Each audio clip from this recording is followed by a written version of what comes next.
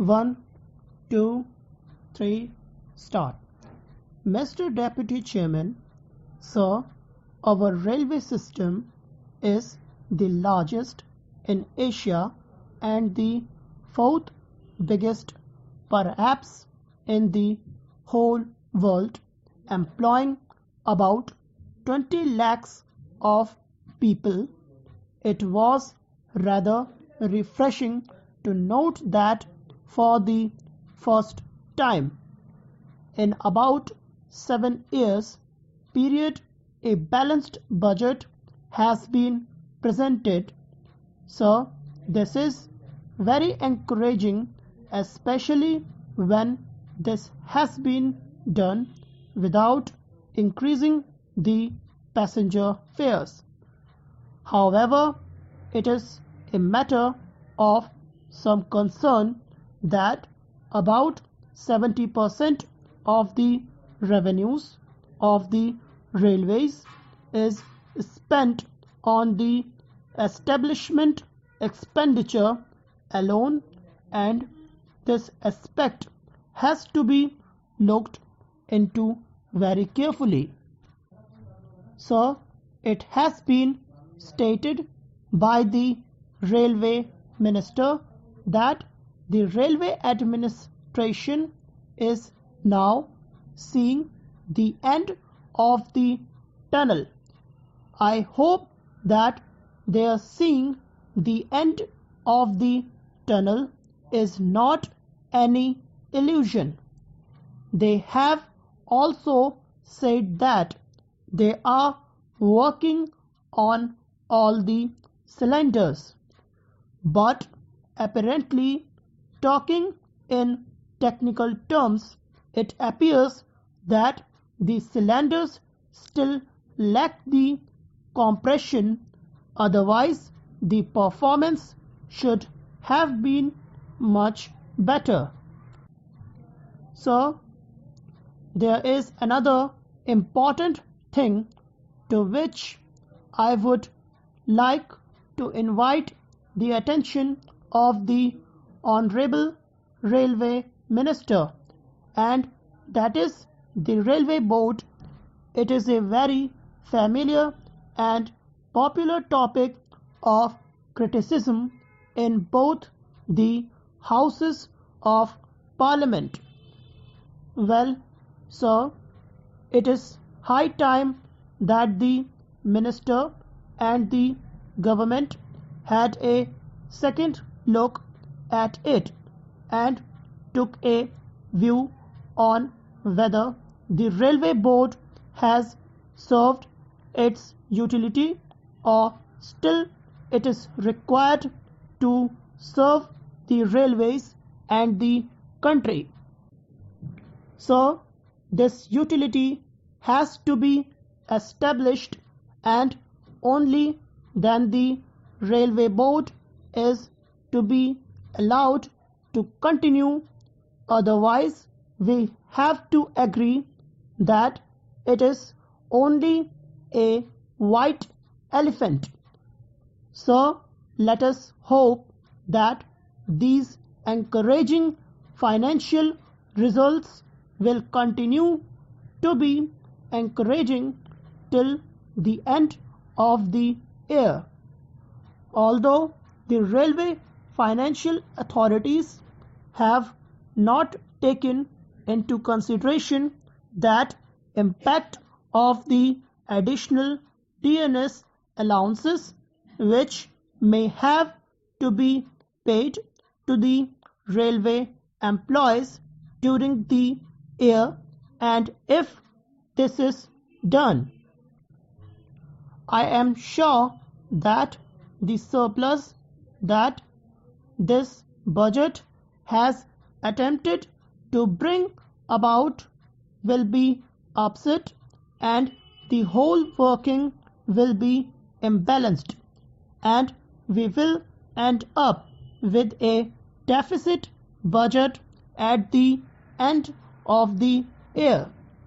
However, I am not very much despondent about this matter because the railways have been rather conservative in making their estimates of earning from freight and passenger traffic, and if our hopes of getting additional revenue materialize,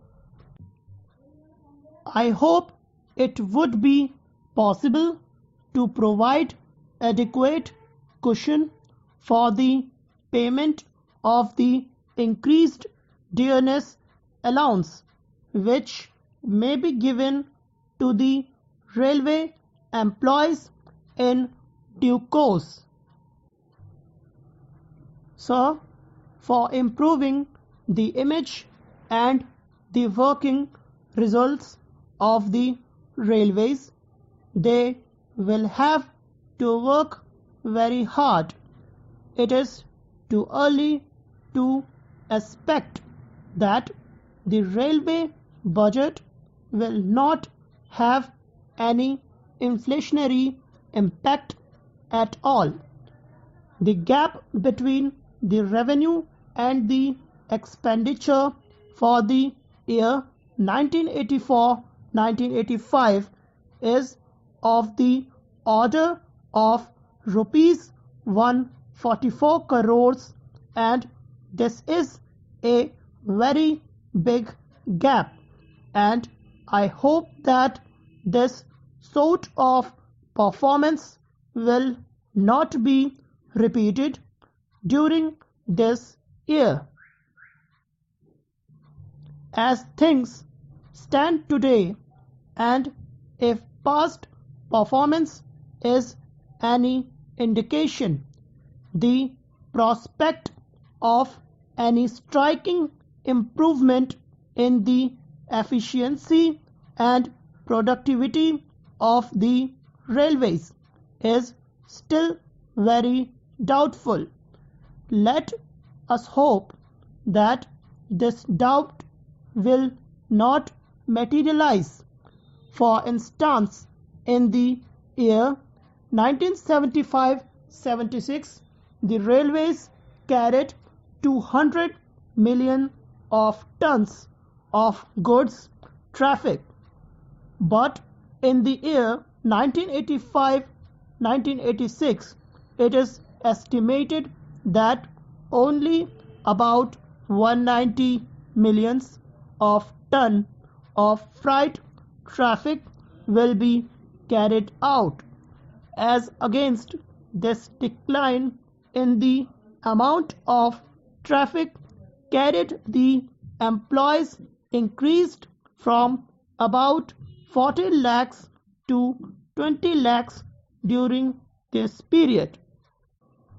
The wage bill rising from rupees 350 crores to rupees 600 crores, besides enormous investments in modernizing the equipment, acquiring new assets, etc.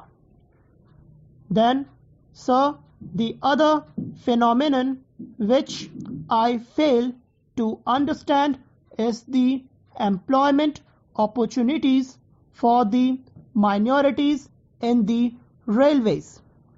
The minorities is used to form a very appreciable percentage of the total employment in the railways.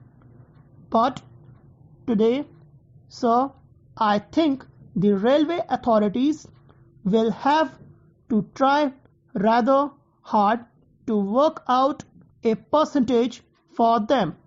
No doubt, sir, the Honorable Minister of State for Railways carries a lot of weight in the railway administration, but this weight is not at all balanced by a decrease in the employment opportunities for the minority communities. So, another important factor which I would like to mention is that efficient maintenance is the backbone of any transportation system. It appears, however, that railway workshops have completely stopped doing any scheduled maintenance work for the last 2 years, and this has resulted in deplorable conditions of coaches and wagons. In many cases, even the undercarriage maintenance is substandard.